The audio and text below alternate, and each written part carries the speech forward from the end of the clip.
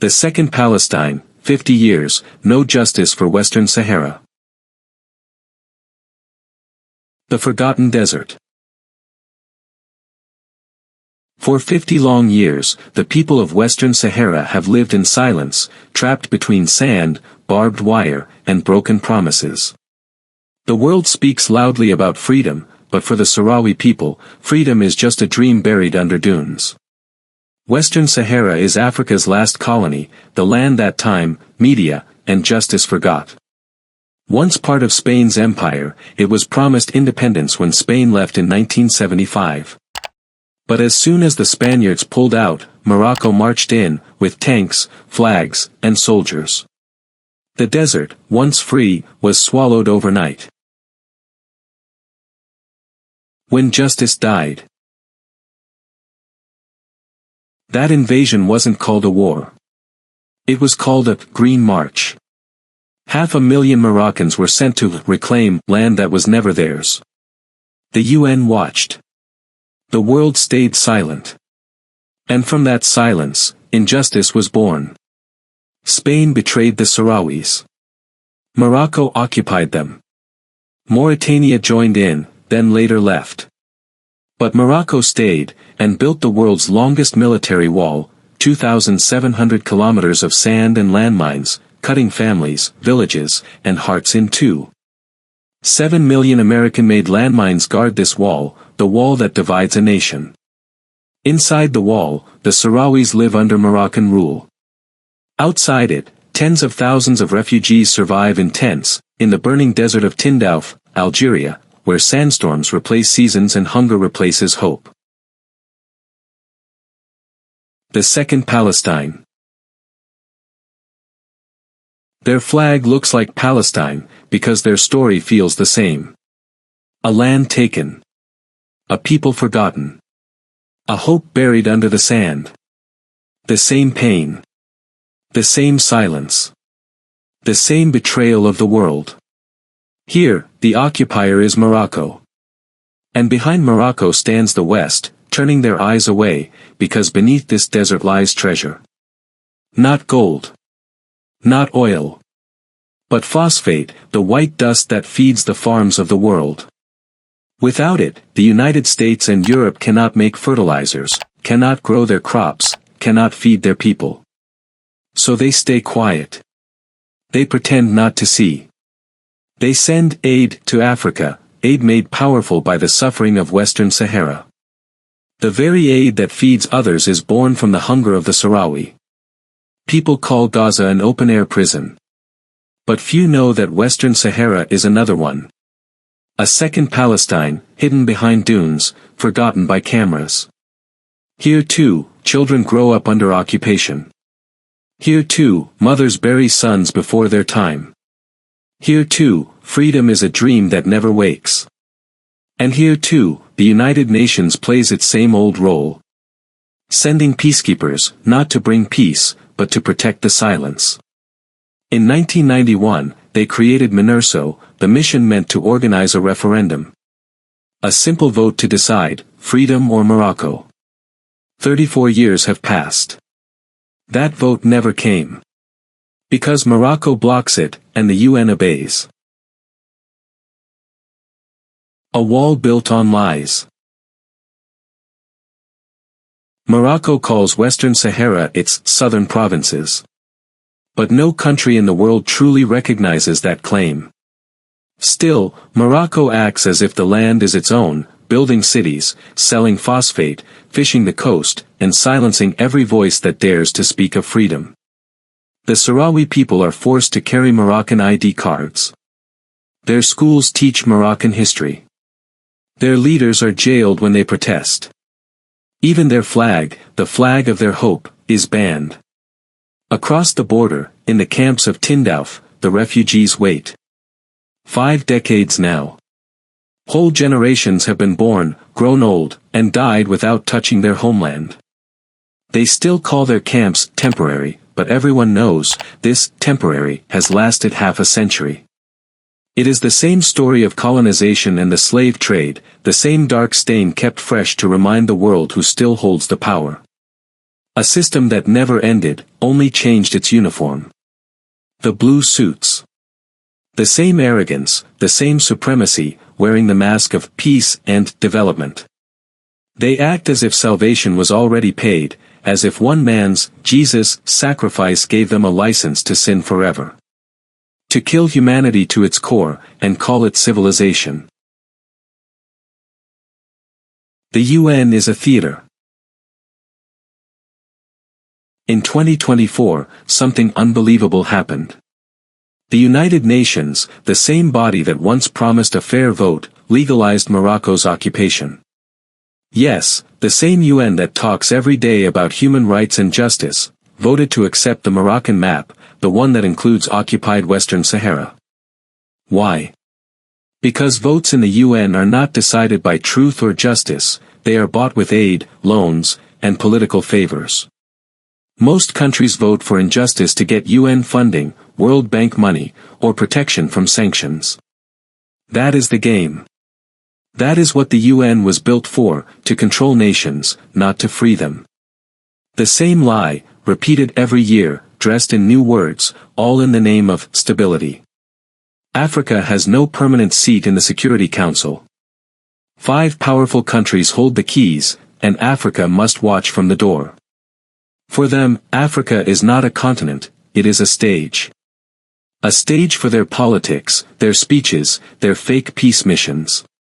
If the script is changed by human emotions, the US raises hand and says veto. Every year the same theater plays again, and Africa remains the audience, never the actor.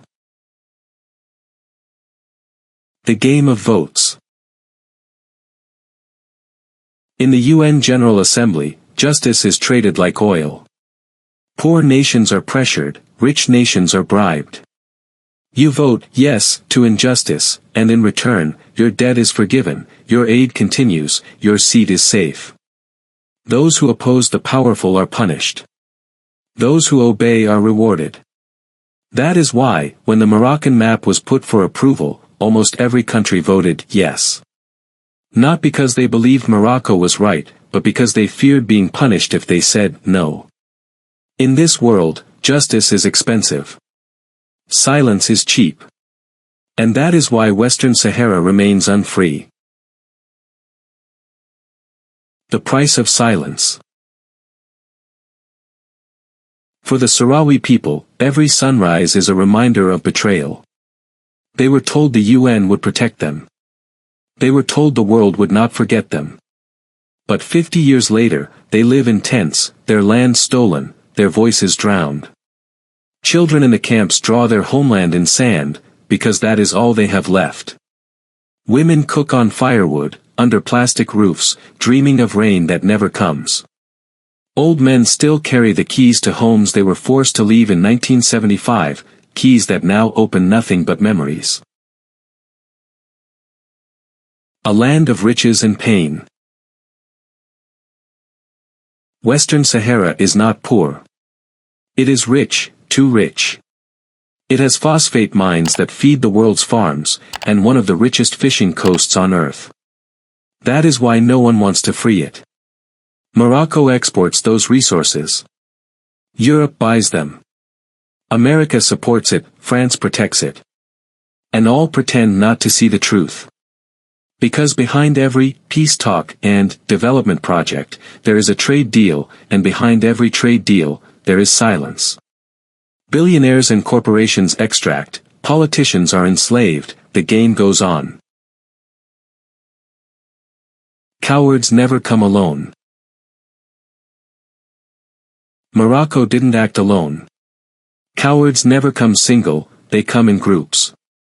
It had silent partners, the same Western powers that bomb poor nations but never send ground troops. They like wars from the air, where no one sees their faces. When Morocco occupied Western Sahara, France gave diplomatic cover. When Morocco built the wall, America supplied the landmines. When Morocco blocked the referendum, the UN looked away. Everyone played a role, and then blamed no one. The Sahara that bleeds. The desert bleeds quietly.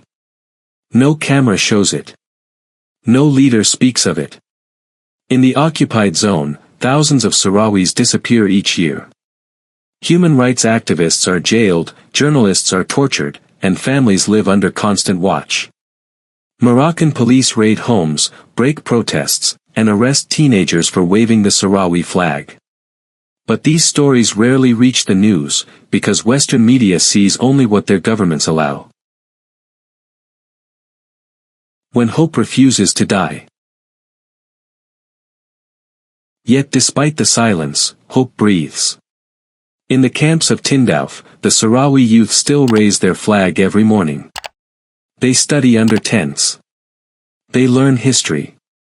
They speak of a free homeland. They know the world has betrayed them. But they also know, no power lasts forever.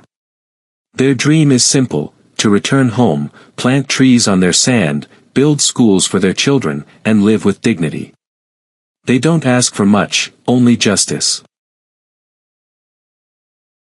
A new kind of colonization. What is happening in Western Sahara today is not just occupation, it's modern colonization. A colonization done not with swords and soldiers, but with trade, maps, and votes. The UN calls it normalization. The West calls it stability. But for the Sahrawi, it means erasing their name from the map. And the danger is bigger now, because by legalizing Morocco's occupation, the UN has opened the door for new occupations. Tomorrow, another country may invade its neighbor and say, look, the UN allowed Morocco, why not us? The world has normalized theft, new colonies will appear, that's the script. Now the West is in debt. There is no way out except more colonies. The echo of betrayal. History is repeating. Just as Palestine was left to bleed for decades, Western Sahara now follows the same path. Two lands, two peoples, one betrayal. Both trapped behind walls. Both silenced by global politics. Both victims of cowardice dressed as diplomacy. And those who speak the truth are labeled radicals. Those who stay silent are called peacekeepers. The last free voices. In 2025, a small group of African youths began speaking up, from Mali, Niger, and Burkina Faso, saying, "How can Africa be free if Western Sahara is still occupied?" They called the UN decision a crime against the continent. Because if one African land can be stolen, then none of us are safe. Their message was clear. Justice for one African is justice for all Africans. Silence for one is slavery for all. The Great Lie of Peace. The UN keeps repeating, we are working for a peaceful solution. But peace without justice is not peace, it's surrender. And surrender is what they want. Every new UN resolution sounds like the old one, full of words, empty of action. The same cycle, we urge talks. We call for restraint. We support negotiations. But no referendum.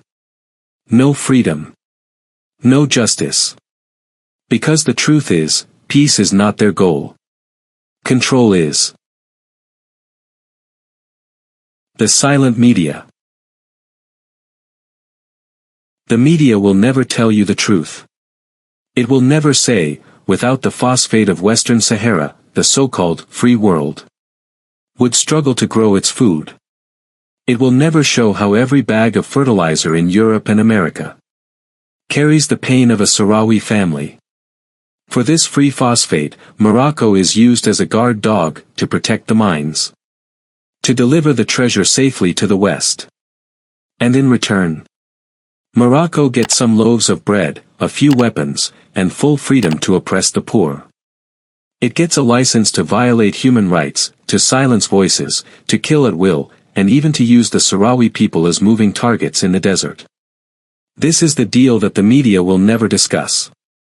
This is the hidden chain, that keeps millions in camps, while others dine under bright lights. Because truth, if told, would expose the entire system. The spirit that cannot be buried. But the Sahrawi people refuse to disappear. They may live in exile, but they are not defeated. They may be silent, but their silence roars louder than bombs. Every generation born in those refugee camps carries the fire of the last, a fire that no wall, no mine, no betrayal can bury. They still believe that one day, the dunes will open, and the world will finally hear their cry. A message to the world. If the world truly wants peace, it must start by ending hypocrisy. You cannot preach justice in Ukraine and ignore it in Western Sahara. You cannot cry for Gaza and stay silent for the Sahrawi. Freedom cannot have color, religion, or price tag. The people of Western Sahara are not asking for charity, they are asking for what was promised to them, a vote, a voice, a home. The unfinished war. The guns may be silent, but the war never ended. In 2020, after decades of broken promises, the Sahrawi army, the Polisario Front, resumed fighting. They said, enough waiting. Enough lies. The battle continues in the desert, small, unseen, but real. It is not just a war for land, it's a war for dignity. And every young Sahrawi fighter carries the same message. We were born in exile, but we will die free. The dawn of justice, when the old world falls. Let us imagine.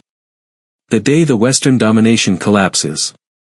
When their lies, their banks, their puppets, all crumble like dust in the wind. The day the United Nations removes its blue mask, veto is abolished.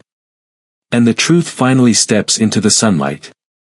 A new world rises, not built on bombs and vetoes, but on respect, equality, and humanity.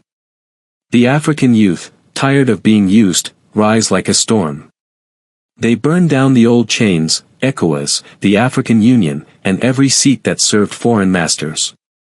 From the ashes, they build something new, not organizations of obedience, but councils of courage, where no leader kneels before the West. And in this new dawn, new powers stand together, a new global order, nations once demonized, now helping to rebuild a world where justice lives again. They bring technology, roads, and dignity, not orders or weapons. They teach the world that true power is not in control, but in cooperation. The endless wars, fought for oil, gold, and billionaires' pleasure, finally lose their meaning. The people of the world wake up and see, the blood they shed was never theirs to spill. In Europe and America, new leaders rise, men and women who reject greed. Who work for the planet, not for profit. They speak not for corporations, but for the climate, the forests, and the forgotten. The world begins to heal. Borders soften. Truth finds a voice again. And in the desert of Western Sahara, the people stand on their own land once more. Children no longer born in tents. Old men no longer die with empty hands. The flag that once flew in exile rises high over the free sands of Africa. The second Palestine becomes the first free nation. And for the first time in history, justice walks the earth, barefoot, but real. The final word, a cry from the desert. 50 years have passed, and still, the wind carries the cries of the Sahrawi people. They have no army, no media, no power, only the truth that refuses to die. Their story is not just theirs, it is the story of every nation betrayed for its resources. Every people silenced by greed, every dream buried under sand and politics. But one day, justice will walk again through the deserts of Western Sahara. The tents will fold. The refugees will return home. And the world will remember. That freedom may sleep, but it never dies. Until that day, let us be their voice. Let us share their pain, their truth, their hope. Because silence helps the oppressor, but words, even whispered, can move mountains. If you believe justice must rise again, if you believe no child should be born without a homeland, then stand with the forgotten. Stand with Western Sahara. Stand with truth. Subscribe to our channel. To keep this voice alive. To light the fire of awareness. And to stand for those the world chose to forget. Because justice begins when you refuse to stay silent.